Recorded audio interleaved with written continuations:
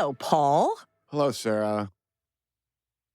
Welcome back to this episode of Prison Breaking with Sarah and Paul. We are actually really picking up steam here. Yes, we are.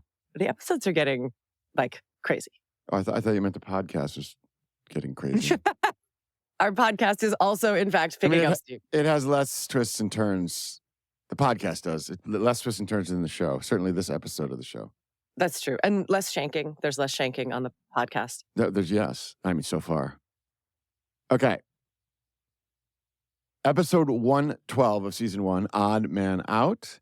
Stuff is really starting to heat up in Fox River and out in the streets of Chicago. This is a big episode.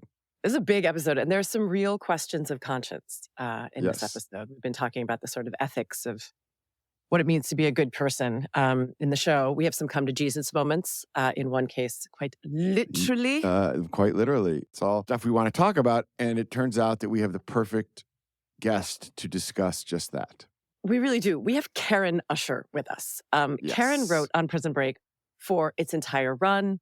We have a lot of questions with her. We've got your fan questions from our Instagram. But before we jump in with Karyn, let's get to our favorite Adelstein index. Yes. Odd Man Out premiered. Paul. Well, I was, but then you... Sorry. There's something called a dramatic pause. I'll be quiet. We'll talk about. I know that on TV they're like, pick up your cues. There's no space. But now we're in peak podcast. We can take long, meaningful. Okay. The Adelstein Index for Odd Man Out. It premiered on November 21st, 2005, was written by Paul T. Scheuring and today's guest, Karyn Usher, and was watched by 10.08 million people. The TVMaze.com summary reads, with proof that his escape plan is working, Michael gets suited up to overcome the vertical limits of his last obstacle. Back in PI, as the escape attempts draw near, the group tries to reduce their number by 1 and targets Teabag, who has some insurance in his pocket. Outside the prison walls, LJ slips away to attend his mother's funeral, which is also attended by her murderer. Veronica gets a call from an unlikely source who sheds light on the night of Terrence Steadman's assassination. And as usual now, the show is up against 2.5 Men on CBS, Las Vegas on NBC in the Monday 9 p.m. time slot, and Monday Night Football over on, what would that have been? ABC. The Vikings beat the Packers 20-17. In world events, Germany went to the polls, not the Polish people polls, but the voting booth polls, and Angela Merkel became the first female chancellor of Germany. Hold on. Or wait, hold on. Maybe they didn't go to the polls. Is that a parliamentary federation? Is she elected by members? Moving on. In other history news. Sorry. But in other things that are good for women around the world, Ellen Johnson Sirleaf was elected president of Liberia, becoming the first African woman elected to lead that country. And on November 21st, it was the last time a human being won a chess match against a top-performing computer under normal tournament conditions. Ultimately, the Man versus Machine World Championships saw the computers beat the 3 former world champions 8-4. Odd Man Out indeed. Ooh, seamless segue. Bringing us back to Prison Break, episode 12, Odd Man Out. We're going to rewatch it, shall we? Yeah, let's rewatch it do our with you. compressed. Here we go. Come join us. We're going to do it now. 5, 4, 3, 2, 1, go. I would love to watch Westmoreland just beat someone's butt. I love your sound cues. I don't think I have a sound cue. I don't think anybody has a sound cue on the show like you guys do. Oh, wait. She's absolutely pregnant. That's what the piano means. They were having a baby music cue. You didn't put a false ad in the paper, did you? We just knew to follow. Just knew that he's going to show. Because if you planted the ad in the paper, too, that would be... super smart. Awfully badly nefarious. And super smart and dastardly. And that's everything we need to know about Teabag. Okay, wow. That was an episode of television. That was a lot. And there's a lot to discuss. We'll be right back to talk about all of it here. Okay, we are back. And we found ourselves, during this rewatch, asking ourselves even more than usual, how did they come up with that one? It is just full of amazing twists, turns, reversals, surprises. Which is great, because this is perfect timing, because our guest today co-wrote the episode as well as writing or co-writing an astonishing 14 episodes of Prison Break across the series. A few of Karyn Usher's many credits include Bones, Backstrom, The Lion's Den, The Playboy Club, and One Tree Hill. I love you, Joy Lenz. It is important to say not only did she write or co-write 14 episodes of Prison Break, but as a co-EP on the show, she was crucial in shaping the entire series. She was also one of the very few female writers on the show. We'll talk about that. Karyn? Hello. Hi, Karyn. Welcome. It's so strange to hear the context of when this happened. That's Right? yeah. It's been one of the things that has been blowing our minds weekly. How things are so different. Yeah. No. Particularly television.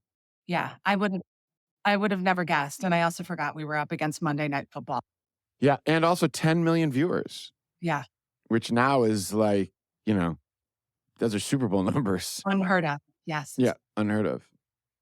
Yeah, Okay. So many questions. so many things to talk about.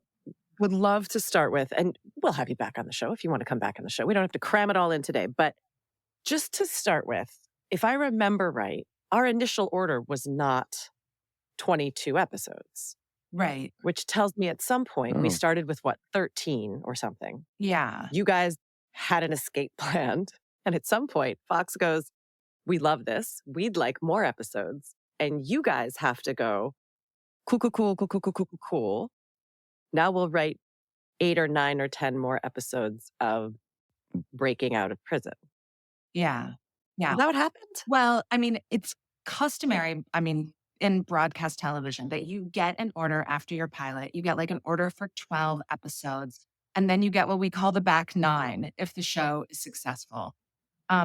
You always notice that Prison Break every season had kind of like a finale. Not that we were going to get canceled midstream, but we had 2 segments essentially. So every season has a big twist around episode 12, 13, whatever that break is, and then something kind of completely different. Like there's just a big paradigm shift in the middle, and it is because of exactly what you're saying.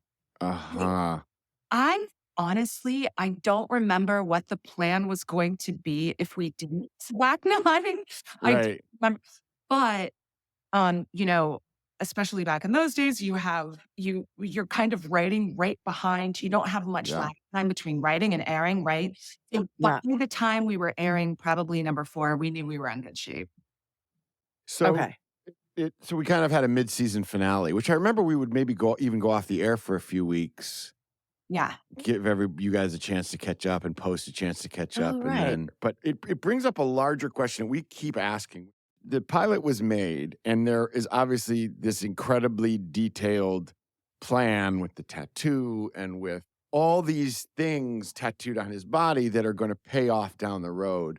How much of the escape plan and the kind of intricacy of it, from Cute Poison to English Fitz and Percy to this water tunnel to all that stuff, was there like on day 1 of the room, or was it like, okay, you guys, we need to figure out how to break somebody out of prison? I would say, as kind of like also customary with TV back at this time, we were really like, we all got in the room and sort of started from there. In a big wide, if you would have looked at Michael's tattoo in the big wide shot at the end of the pilot, it did not have Right. little details. That's why a lot of times, not only is it on his arm so that he can look at it, but it's also on his arm because it's not in that big wide shot. We were adding to his tattoo as time went on. Paul Schering wrote the pilot, beautifully shot by Brett Ratner. Mhm.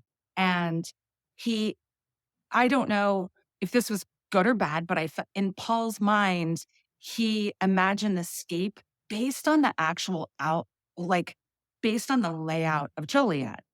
So Oh, if you look at that overhead shot of Joliet, where the cell block, where Michael and Sucre's cell was, where the infirmary was, if you drew a diagram as we did many times, we kind of really were breaking out of that prison. wow. We were taking a lot of liberties with how it worked, Yeah. but that layout, in Paul's mind, it was important, and it kind of was fun, honestly. Yeah. Like take Yeah. these pieces and go, okay, this is where he is today. But by the time you're like, let's say that by the time we're English Fitz and Percy, which is I think 2 episodes or 3 episodes previously, did you also know that there was going to be this shaft of water that got them to the We top? had like 10 polls of the season where we were going.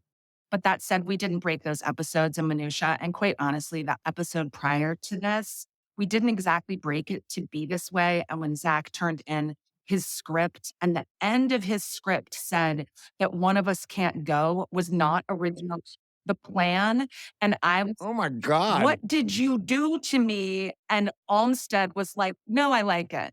So like we kind of had to go back in and do some rejiggering. So That's a big liberty to take. yeah, no, but it really kind of the best part of best endings on Prison Break gave you that like, how are they going to get out of this? And there was also, we did not know how we were going to get from the bottom of that chute. I don't remember why in our minds this Oh, drain was so big, but we didn't know how he was going to get up it when we started breaking this Okay, so episode. And it was not, it was bad. oh wow. so can I just ask a question that I think would be fun to answer? And you can absolutely say no. What's the worst idea? Like, do you have any from the 4 or 5 seasons? First of all, was it 4 seasons? Did you write on season 5, the reboot? I did not write on the reboot. But like, was there anything that you can remember a moment where someone goes, you guys, let's try this? And everyone kind of goes, ooh. I mean, the 2 moments that come to mind are that the original, when Michael has the devil like projects the devil's face on the wall. Somebody might have already told you this but originally that was Jesus, like on a like on like that Yes. it's on the cross, right? Yes. That was not that like Fox wasn't super down with that. And Because then you'd be hammering on like hammering and in yeah, the what are they Yeah. called? What are the things? Stigmata? yeah. The stigmata, basically. This is where you nail. Oh, So that didn't, that didn't play. we had to change that. You did get your Jesus imagery back, though. You did get, and we were actually very shocked that that much Jesus made it onto network television. Yeah, actually, I'm shocked about it too. Like looking back at it, and I didn't. Yeah, Text. honestly, on this show, sometimes like hearing things and like, oh wow, I'm surprised. Like a character Mhm. named Teabag. Or avocado balls Johnson, like we would spell it like balls BALZ Johnson, and it would clear, and it's like no. I hate to bring us to the gutter, but like, how did we've talked about it at least 3 times. Did the Teabag, was that, were you guys like, they still haven't said anything? Did they just don't know? Did they just miss it? not know? This show is loaded with rusty trombones. Yes, I heard that the other day. Yeah, And how? yeah. So, I mean, I think the teabag. I don't know whenever. Yeah, no one's. Oh, wow. Wow. And I love that it's later that someone's like, oh, Theodore Bagwell. Be like, yeah, oh, right. sure. Exactly. We're gonna that is reverse engineering. Oh, that's what for that sure. means.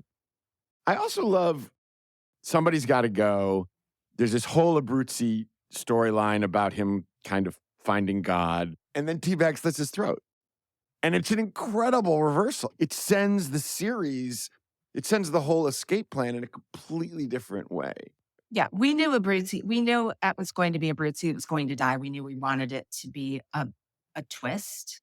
We knew we wanted a big episode for Abruzzi if he was going to die. We all know how things work on Prison Break, so I killed Abruzzi twice. We've all died at least once. I on died Prison Break at twice. this I died at least twice. Yeah. Yeah. I know. So yeah, I killed Abruzzi twice, but we did know, and that's why he has this, this big, good story.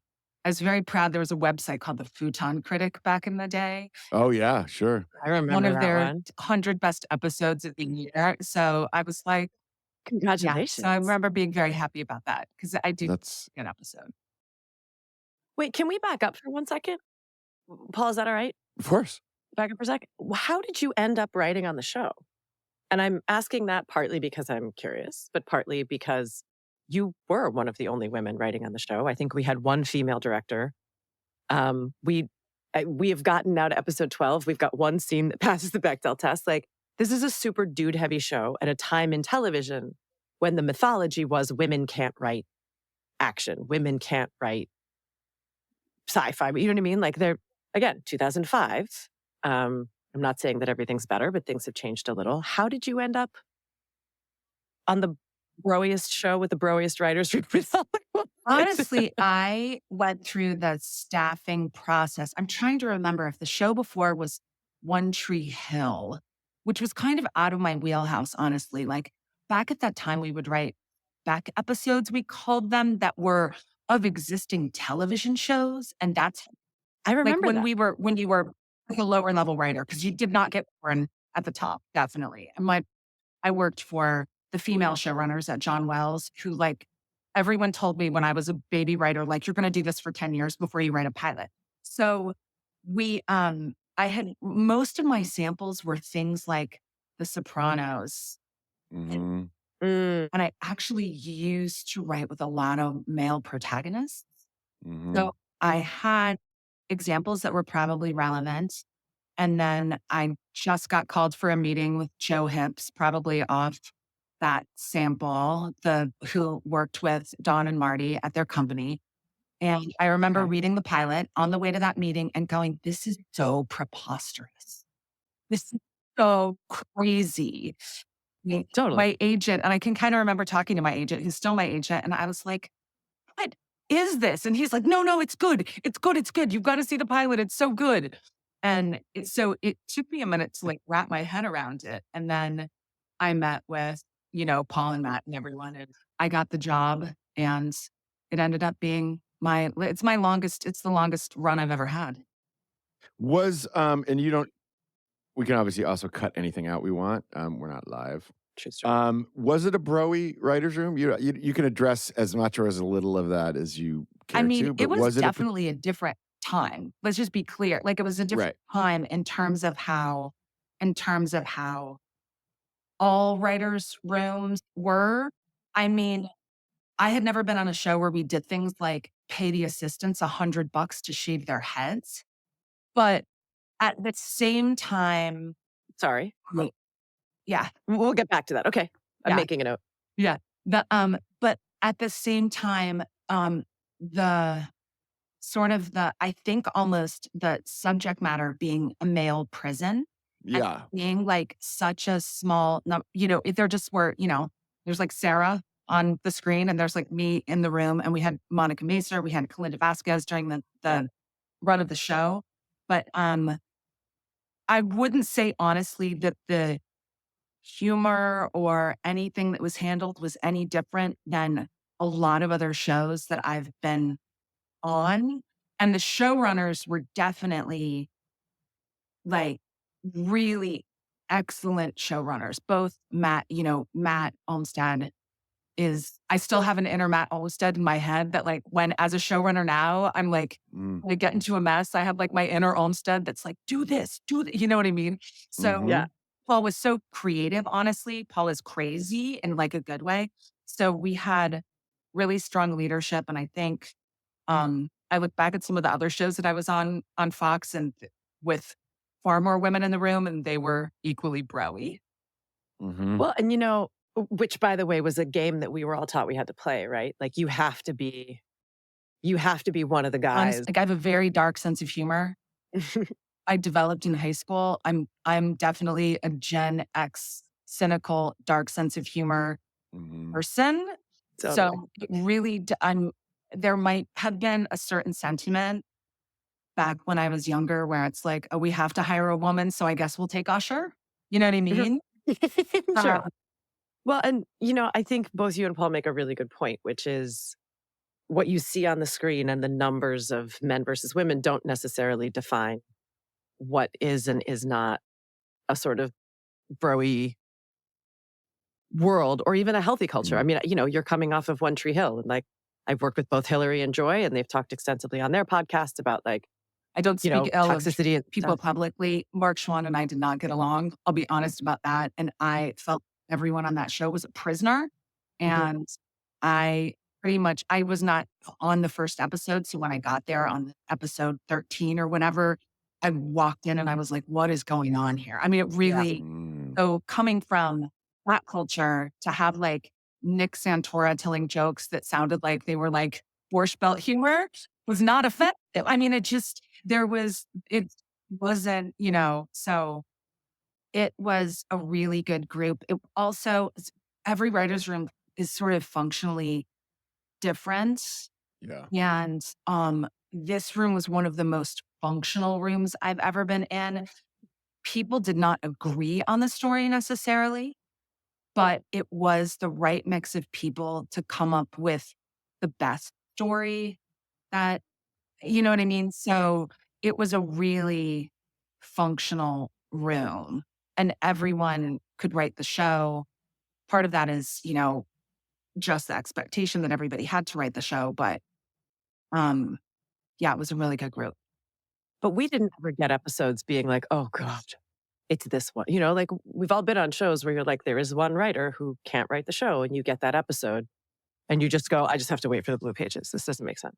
For a show that was so intricately plotted, there was not a shit ton of rewriting going on between production draft and shooting. I mean, there were obviously pages and there were changes, but I mean, I've been on so many shows that get blown up over and over and over, even mid-episode. That seemed to almost never happen with it. Yeah, no. I mean, a lot of that comes from Olmsted, who was from like the Botchko camp. John Wells' camp was the same way, where basically there's not going to be like, this is the script. We're going to get it in on time.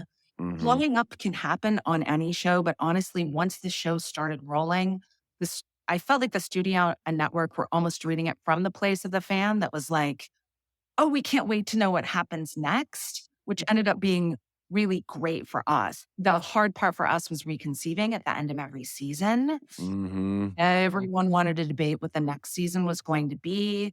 And that's when we would get batted back and be told no. And then that's when Matt would tell them that they could take it or leaving. And we were all going bowling. And we would literally go bowling until they agreed he was like, you can fire us, we'll be bowling. And then we would get to do our show. So Like you'd go bowling every day until you heard from them? it usually was a day where we were bowling. It was a day that we would go bowling and they would be like, Oh. okay. Wow. That did happen as we were reinventing the show. You could ask them about it. Well, because every season was radically different. Yeah, that was the hard part. Yeah. And TV didn't do that then. Can I, just small thing for the fans, Botchko Camp. For people who don't know, what are the Botchko shows that Matt was coming from? Because they were a big deal.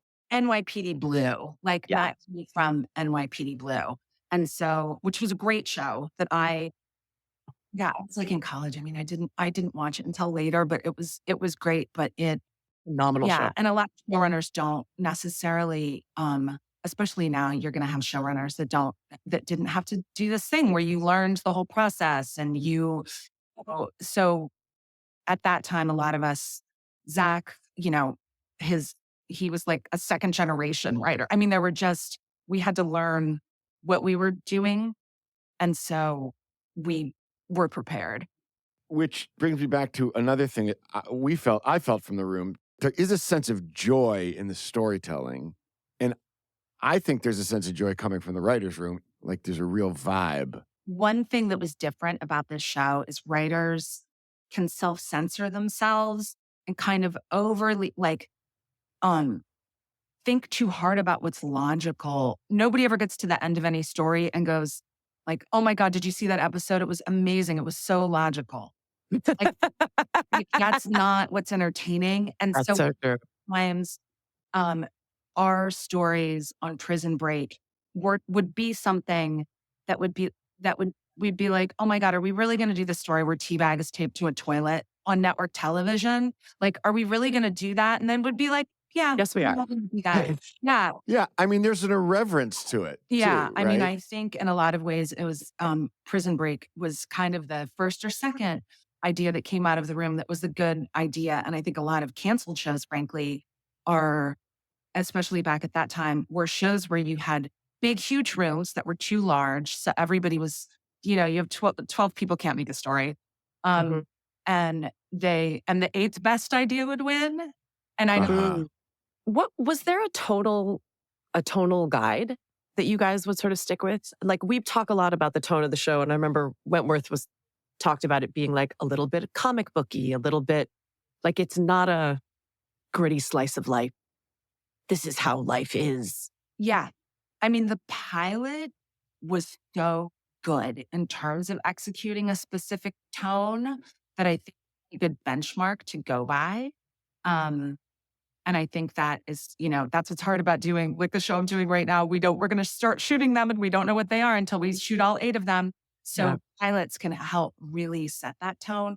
I did find it comic booky, particularly in some of the shots, frankly, and Sure. the heightened nature of the world. There are lots of things that are not, it's not overly researched, frankly. Like Right. almost the most fundamentally um accurate thing in the show is sort of a depiction of generally prison, like the function of a prison, like how Okay. we were in a lot of prisons and so we did do like prison research, but when it comes to like how electricity works, doesn't work like this. Yeah. Right. By the way, I remember season 4, we went to Comic-Con, went Uh-huh. and Dom and I. And I was like, why are we going to this is whatever, 2009. So Comic-Con San Diego was still awesome. It was still like geeks and nerds and people who were truly in love with it. It wasn't this sort of overblown, insane film festival. And I turned to Wentworth and I was like, what are we doing at Comic-Con? And he was like, this is a comic book. Like, Yeah. we are shooting a live action comic book. And I thought that was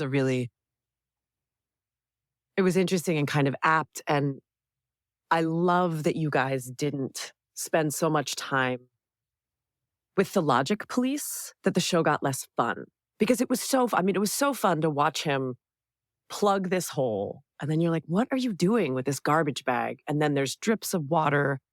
And it's not until you go, oh my God, he's swimming in this beautiful, extraordinary, wonderful comic book shot Yeah. without for a second going, but is a bag full of clothes going to keep a pipe Yeah. shut? And what of the water, sound of the water? Like, shut up, it's fun. Yeah. You know? Speaking of fun, can we go back to paying the writer's assistants $100 to shave their heads? I'm so excited about this. Tell me everything. Because one of those assistants was Seth from my college. And Seth has never told me this story. It was Seth, and I believe Seth did shave his head. And I just remember it was like first season. It was in we were in an office that we didn't stay in very long, I don't think. And I had been in the office. That's what I was not One Tree Hill. It was a show called North Shore. And I was in the office and the show changed and I stayed in the office and the show went from being North Shore to this new office. That's what it was. Okay. And the assistants were paid $100 to shave their heads and they all went for it. Amazing. Were they all- Maybe a sign that assistants are underpaid. If I was 22 and I was like, someone offered me $100 to shave my head on the street, I probably would have done Well, and I know Monica Macer was a story editor probably at that time. And she's like, can I shave my head? Can I shave? Right. I get that. Paul, if I offered you $100 right now, would you shave your head? No. Oh, 10,000? 1,000. no. Would you? I mean, that's probably inflation. No, Would but you? it's gonna take me 6 years to grow my hair back. But My you'd look hair great. just You'd halfway have a up. great Ripley. You'd have a great No, no, alien no. for. I You got a know I weird would head? look like an alien. Yeah, the back of my head is not shaped properly. In fact, one I- of the things my husband once said to me, like we were early dating and he was like giving me a head massage and he's like, hey, do yourself a favor. Don't ever shave your head. Said with love. Oh, can I ask you one, and feel free not to answer this question, but one last question that has come up a bunch of times. Actors changing lines. Mm-hmm. I mean, it happened on this show in a way that I've never really seen on other shows. And you guys work hard on episodes. And I just, like, we also, and this is somewhat inside baseball, but a lot of shows, like the last show I was just on, we shot on the Paramount lot. If I had a question about the script, I would walk down to the writer's room and I would go, "Hi guys, can I have a kombucha and can I ask a question about what this is? How do I make this work?" Right? Because my understanding is clearly off because I don't get it. And they would go, "Oh, no, you're dumb. It's left, not right." "Oh, okay, great. We're going right. Okay, great. We figured it out." You guys were in LA. We were in Chicago or Dallas or wherever, but we were almost never in LA. How does that sit? Like, was it oh, okay, well, they got the sense of the scene and that's fine? Or would you sometimes get dailies and go, "Oh, I was labored over this baby and this baby is now dead and nobody said it." You know what? I mean, I've worked with Kiefer Sutherland. So if you want to know about like not saying your lines, like it, I don't. Does he write as he goes? Oh my God. Like you just, you're like, oh my God, they're paying a lot of money for these scripts that he isn't saying. Um, the, I don't remember, I don't remember our stories falling apart in that way. I don't think that we weren't like, I don't know. There's the writer Aaron Sorkin, who's famous for writing, like his first show was The West Wing, now famous for writing so many things, that he would be really like, you can't change this if to a but, right? Mhm. Um, in general, this is just my opinion. In general, I want the dialogue to sound like it's coming out of the actor's mouth rather than coming off the page. Mhm. It's more important. So like if I'm in casting and somebody comes in, I would rather them understand the material and say what they would be saying, and so that I can get a sense of how they're going to play the role than stick right to every Oh, word. interesting. That said, dialogue isn't particularly precious. Like just the way I write. If it's a joke and you botch it up, if it's something that's like, you know what I mean? Like, Right. Yeah. I don't want you to like mess up humor and then it has to be cut out. That's what I frankly worry about. Like, Also, for someone who's been on both sides of it, Sarah, and I'm sure you're the same way. Like, I feel like there's too many actors that want to just make it sound like them, and so they will put it in their own voice, no matter what character they're playing. And and that's then to me, that's lazy. well, That's and not. it doesn't sound like a character anymore, but like, look at the show where you're like, that is not Wentworth. That is Michael Scofield. I mean, that is a totally, or the one that always, Sucre Amouti is the one, like when I first met him out, I didn't know him until I went to the set and I was working with him and, he was just like on Hightown on Stars. He's like this like drug kingpin. And this is all by virtue of his eyebrows, I'm pretty sure. Right. He is like the most elegant guy. Yes. Right? Right. He literally is like the most elegant. And it's so interesting to me going back and watching the show at how everyone's playing a character here. It's a credit to the performances on this show that I don't think anybody is playing themselves around here. But I guess I've been on shows where, I've worked with Rob Lowe. Kyle Chandler honestly changes his lines. I think Friday Night Lights that was running at the same time as this, Kyle Chandler kind of famously, would go off script. I don't think the show was like famous for going off script. Our stories, I don't remember our stories being blown up by anything. And the stories were pretty intricate. Yeah. Well, and I remember calling you, and again, most of this was season 2. I would call you and go, "Can I cut these 5 lines if I promise to put it on my face?" And it was that conversation. And you'd be like, "Yes, I have to get this draft through the studio. So they need to see the line. Yeah. But if you don't, I need to get from you this feeling. Yeah. If it's in your face or if it's not, because Wentworth changed his lines quite a lot. And so I would call you and be like, here's what I'm planning on doing in response. Because if I say my lines as written, they're now not going to make sense. And, I remember having those conversations with you, with Santoro, with Zach. But even what you're saying there is so different than even, I think, what happens a lot on sets, where actors just show up and change their lines. For sure. I mean, For that's sure. much different than writing an email or calling someone and saying, hey, I'm doing this scene tomorrow or next week. Can we talk about it? Is much different than showing up and saying to some guest director that doesn't really have a lot of power, nope, Yeah. I'm saying it this way. Well, and that's actually it's a terrible place to put the director in, because Terrible as a place to put a director, director. we can't give that approval. Yeah. And it really bothers me, frankly, when actors want to change things on the day, because I can't think very well in that moment. Mm. I don't even think the best in a writer's room, because I don't know how to explain it, but like it comes out of my fingers, not out of my mouth. Sure. I don't like if somebody comes to me on the day and they're like, I don't want to do this and I don't want to do this. I'm like, could you have told me when I had time to like answer this typing? And even when it would be, I worked with Brain Wilson once, who was used to comedy, and he's doing a lot of like extemporaneous, and he wants not that he wouldn't say his lines because he would say the line, but he would want alts because that's how comedy works, right? Like Right. they would Right. in drama, you're kind of saying, you're doing what's on the page, but in comedy, you're doing what's on the page and then you're going through alt. So he alternate lines is what I mean. And so he Yeah. would ask for them, and I would literally have to walk off the set and text them to him because I couldn't. Oh, that's so cool. So basically he'd be like, can I have these? And I'd be like, okay. And he'd have to like get his phone. And then I would go away from the people and be like, this one, this one, this one. So That's fascinating. It's so interesting that so many people are talkers and not writers that are writers, and you comes out of your fingers. Also, almost on every show that I've ever been on that goes for more than a season, somewhere in season 1 or in season 2, there becomes a rule that is, if you have something you need changed or want to talk about, 24 or 48 hours. After that, it's locked. You cannot do it on the day. It takes time on set. It screws up guest directors. It's just not good process. yeah, it really, I also just don't like that it signals that you haven't internalized this by the day. And, and I'm like, you're not going, I'd like to see all the nuance here.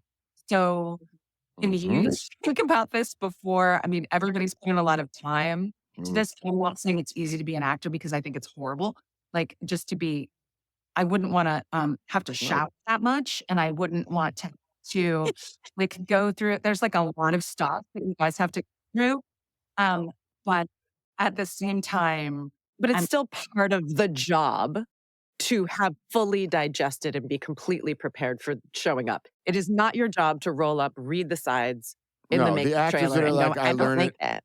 I learn it in the chair. I mean, maybe if you want to memorize the lines in the chair, if that's your process, fine. But I haven't thought about this till rehearsal is not good. yeah, and then to that other actor also. It's so Like, to the whole production. That's it the just thing. slows That's the thing. everything down. You also see it so much in the last 10 to 15 years as feature film people have started working in television, that they're moving at a kind of luxurious 1 to 2 page feature film pace, where they're like, let's sit down and talk about this scene for a while and let's shoot. And you're like, and it's like, this is TV, dude. We do not have 30 and I was about days. to say, like, yeah, that's good. You know what's going to go away after these strikes and all of these mergers?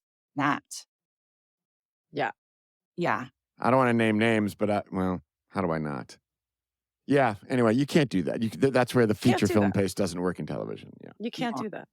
And quite frankly, for most feature films, it doesn't work that way either. Do you know what I mean? Most feature films, you now have 25 days to shoot your movie. If it's not, a giant film. And I think there's something to that too.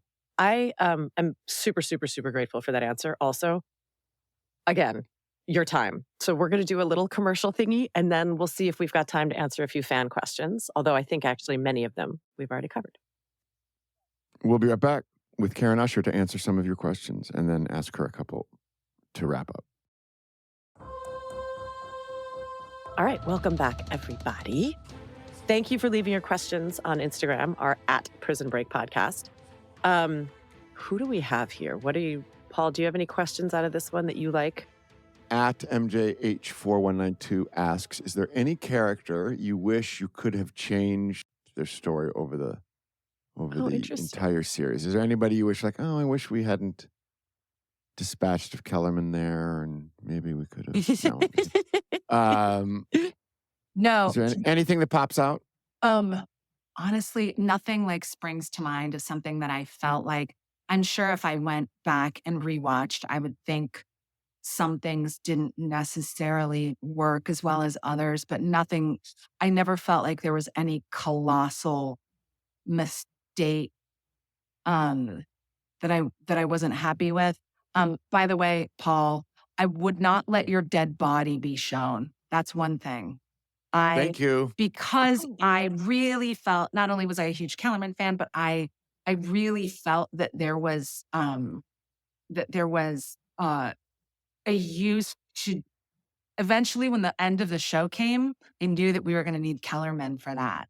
Like there was no villain that was going to replace, even though, you had like the general in season 4 or whatever, that there was no, there was no bad guy beyond the complexity that we had with Kellerman. So, when you got shot in that van, I had it out with Paul sharing.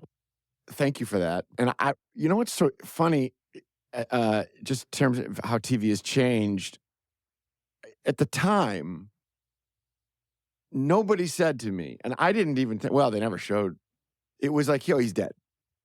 With like, and 10% of it was like, they could bring him back if they wanted to. I feel like now when people watch the show, like when my nieces watched it, like 15 years later, Oh, interesting. they're all like, well, we didn't see, like people are so used to huge kind of pulling the rug out from under your feet paradigm shifts like that people are more, I think the audience is way more attuned to that kind of trickery is the wrong word, but that kind of device. That Like kind I of think pivot. it's more of a thing now than it was because you invented it. Well, you didn't kill lead characters really on a show. I mean, Prison Break was crazy if you look at the fact that like hundreds of people died for Lincoln Burrows, who was only innocent because he went to kill the guy and he was already dead. So, there was, But he was high on weed. yeah, and he had a giant crystal meth debt. So Yeah. let's forgive him. Right. Right. But yeah, there was a lot of dying going on. Here's another one from @VRover_. Which episode was the easiest to write? Which came to you the fastest, and which was the hardest to write? I don't know if that's an answerable question, but maybe you had one that just flew from the fingertips, and one where you had to bash your head on the wall. I'll tell you that because so like my producerial rank on the show, because we kind of go in sequence. So like Matt would write one, and then I believe maybe Nick, like the order that we went in meant that I was a co-producer. So I was third or fourth in line. Uh-huh. So when you do the math for that, I always ended up on the episodes that were, if you were drawing out the tent poles of the show, let's say you're drawing out this big thing happens in 1, and this big thing happens in 6, and this big thing happens in 12. Nothing happens in Karyn's episode. Nothing happened. Oh my God. So I actually, and in a way, we had some really good episodes that came out of that. I mean, I think this is one of them. I think one called J-Cat, where Michael like bakes it J-Cat's crazy. so great. So like, but that came out of the fact that like, I want to say that was episode 16 and it was blank on the board. Like, yeah, and then something happens there. And Karyn connects the dots. So basically the writing assignment of that is every complication you can think of, move forward, but you have to land back at 0 at the end of the episode. Really, I mean, I did have a lot of those episodes, and we broke them very intensely in detail, every single scene in the room, every day, all day, from 10 to 6. Like that's what till 5. Because I pumpkin really hard at 5. Fair. And I famously called the pumpkin because You're just like, by the way, for those who don't know, the pumpkin is when the Cinderella's carriage turns back into a pumpkin. It basically means when somebody is, when you're talking about a kid pumpkining, that's the child labor laws. You got to pull that kid. When somebody pumpkins, it's a like, hey guys, I can no You're longer done. serve the team. I'm to Yeah, if You're ever there pumpkin. was a show, it didn't happen on this show because actually we were really functional, but if ever there was a show that they were like, "And we're ordering dinner," I'm like, "You're ordering dinner. You're ordering dinner. That's not going to work for me." Um, but so all of my episodes were hard, frankly. I can't remember one. What? The breaking or the writing or both? Like breaking of coming up with the story in the room, or when you went off to do dialogue, action, ordering. I remember in season 4 was almost the hardest because it was for the Superman, basically. Uh-huh. Mhm. Season 4 was essentially you had to be invested in the conspiracy. Mhm. And that was, I guess, all of season 4 was probably, in a way, the hardest. We knew it was the last season, which was great because a lot of shows don't have that benefit. I know that there are some broadcast shows being canceled right now that weren't going to have the benefit of knowing either way. And I think that Mm. sucks. So at Yeah. least we knew it was over, but we were also tying up loose ends on a really complicated conspiracy, and that was hard. Mm. Mm. There's so many other fan questions. I don't know that we have time for them. No, let's. We lose you in minutes. Yes. So, dear fans, thank you for the questions. Hopefully, this conversation touched on what you wanted to hear on. Otherwise, we'll just have Karyn back. I think we'd like to have Karyn back. Well, I will be around on Zoom Good. and just click On You just click the button and here we are. Zoom. Listeners, please follow us at Apple Podcasts or Spotify, wherever you get your podcasts. You can also get our Watch Party episodes and hear all these episodes ad-free by subscribing to our show on Patreon. Karyn, we have a call in line. Call us at 401-3-P-break. Prison break, that is, not urine. Okay. 401-3-P-break. And leave your questions. And this week's question is as we reach the halfway point, what is your favorite episode of season 1 and why? Karyn, thank you so much. So This has much really been for great. today. We have 2 little questions that we end our guests with. The first is, if you were on death row, what would your last meal be? I mean, why did pizza? Yeah. Great. I love that you said that like that's a stupid question because it should be everybody's answer. Can we just drill down on that? Like, let's talk like I'm in a writer's room. Let's drill down on that for a second. From where and with what on it? I'm from Ohio, so it has to be that like cracker crust thin. Yes. Like, Okay. that's my bag. So with that, and the sauce has to be like a tiny bit sweet, and then like pepperonis, but not like Yes. flat ones, like the ones that The they ones call that curl. The curly guys? The curly ones. Amazing. And then Yes. finally, we have a fill-in-the-blank question for you, which it's not really a question. It's just finish this statement, please, as we leave our audience with the following advice. Remember, folks, don't go to prison. But if you do go to prison, remember to... Blank. read about it before you go. That's such a great writer question. Great. That shit you should research. That you should research. Not by watching Prison Break. No. We won't be helpful. Read up. Right. Amazing. We love you. You're wonderful. Thank you so much. So much. You get to Bye, see- everybody. Bye, Karyn. Bye. Prison Breaking with Sarah and Paul is a Caliber Studio production. Your hosts have been friends, but not besties, Sarah Wayne Callies and Paul Adelstein. Our prison warden has been producer Ben Haber. Our head of Jailhouse Rock is Paul Adelstein, who made the music for this podcast. Keeping us slim and trim the prison yard has been sound designer and editor, the great Jeff Schmidt. Keeping us up to date on the outside world is production assistant Drew Austin. Our prison artist, logo, and brand designer is John Dinciato and Little Big Brands. Check them out at www.littlebigBrands.com. Follow us on Instagram at Prison Break Podcast. Email us at prisonbreaking@caliber-studio.com and call us at 401-3-PBREAK. Prison Breaking with Sarah and Paul has been a Caliber Studio production. Thank you for listening.